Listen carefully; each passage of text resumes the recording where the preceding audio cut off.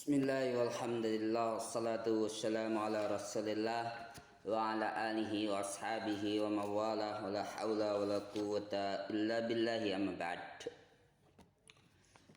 Masih pertemuan yang ketujuh, season yang kedua. Qala ma'alif rahimahullah, al-asma'ul mabniyat, isim-isim yang mabni.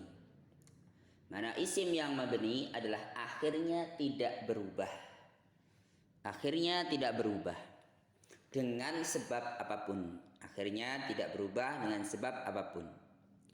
Dari golongan isim yang mabni, yang pertama adalah ismul dhamir, kata ganti. Contoh huwa. Maka kita tidak dapatkan lafaz huwu atau hui, pasti huwa di fathah. Anta, engkau. Ana, saya. Nahnu, kami, pasti di dhammah. Tidak ada nahna wala nahni. Antum, kalian, disukun. Anti di kasrah. Ada perubahan pada anta menjadi anti, namun berubah makna. Anta, kamu laki-laki. Anti, kamu perempuan. Yang kedua dari golongan isim yang mabni adalah ismul isyarah, kata tunjuk. Mislu, contohnya, hadza, ini. Satu untuk mudzakkar. Satu untuk mudzakkar mufrad, mudzakkar qari. Untuk kata tunggal yang dihukumi laki-laki dekat. Ini satu orang. Hadzani untuk dua orang, sama mudzakkar mufrad, mudzakkar dua, musanna qarib dekat. Haulai untuk jamak mudzakkar. Ayo. Artinya sama ini. Adapun kalau perempuan menjadi hadhihi, bentuk duanya hadani, bentuk jamaknya haulai. Untuk kata tunjuk jauh mudzakkar dzalika untuk tunggal, zanika untuk musanna, ulaika untuk jamak. Adapun untuk perempuan jauh, tilka untuk tunggal, tanika untuk musanna, ulaika untuk jamak. Hadza, hadzani, haulai, hadhihi, hatani, haulai, zalika, zanika, ulaika, tilka, tanika, ulaika. Pembahasan berikutnya barakallahu fikum, kata yang mabni adalah al-ismul mausulu, isim mausul. Taib, isim mausul barakallahu fik, kata sambung yang bermakna yang. Alladzi mudzakkar satu, alladzani mudzakkar dua, alladzina jamak. Artinya sama, yang.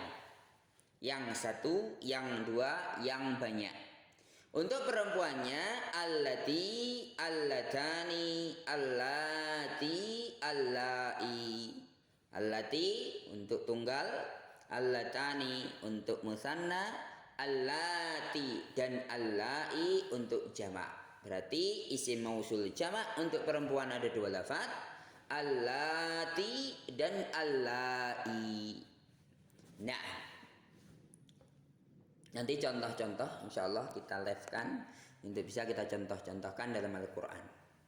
Yang keempat, toib, isim istifham, ismul istifham, kata tanya. Man, siapa? Kaifa, bagaimana? Kam, berapa? Mata, kapan? Aina, di mana? Kalau diperhatikan lafaz man tidak berubah, pasti disukun akhirnya. Kaifa demikian pula tidak berubah, pasti di fathah dan seterusnya. Maka disebut isim mabni. Yang terakhir yang kelima adalah ismu syarti, isim syarat. Mislu, contoh man, barang siapa. Bedakan kata tanya dengan kata syarat. Kalau man artinya siapa yang butuh jawaban, maka kata tanya. Tapi kalau man barang siapa yang menunjukkan syarat disebut dengan ismu syartin. Ma apa saja, mata kapan saja, mahma apa saja. Sebagai penutup, beliau memberikan contoh-contoh. Alamatu bina'il ismi. Taib. Tanda-tanda mabniya suatu isim. Yang pertama mabniyun alal fathi. Yang pertama mabni di atas fathah. Contoh anta, maka akhirnya fathah dan tidak berubah. Kaifa, akhirnya fathah. Aina, akhirnya fathah. Zalika, demikian pula akhirnya fathah.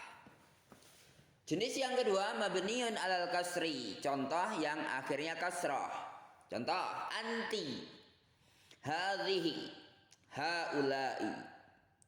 Yang ketiga mabniun ala dhammi, dhammah nahnu, dhammah haitsu, bisa artinya di mana atau taib, kapan saja.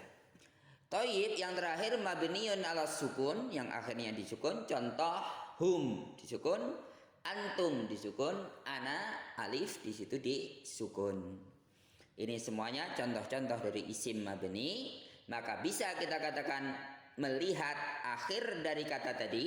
Kalau akhirnya fathah mabniun ala fathi, kalau akhirnya kasrah mabniun alal kasri, kalau akhirnya dhammah mabniun ala dhammi, kalau akhirnya sukun mabniun ala sukuni. Wallahu a'lamu bissawab. Kita cukupkan pertemuan yang ke-7. Kita lanjut pada pembahasan berikutnya pada pertemuan yang ke-8. Alhamdulillahi rabbil alamin.